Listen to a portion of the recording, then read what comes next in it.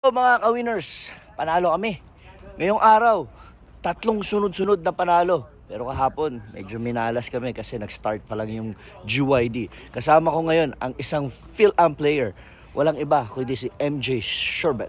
Idol, pakilala ka muna. Ako po si MJ Siebert. Naglalaro po ako dati sa Pilipinas. Ngayon lumipat po kami sa Korea.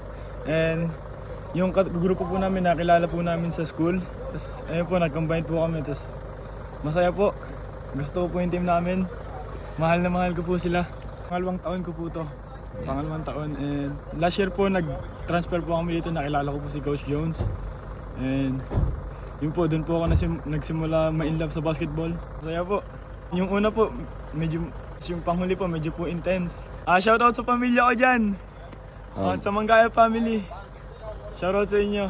Ayan, mga idol, mga ka-winners, tatandaan nyo, Coach Bujing, si MJ, lahat tayo, Winners. winners.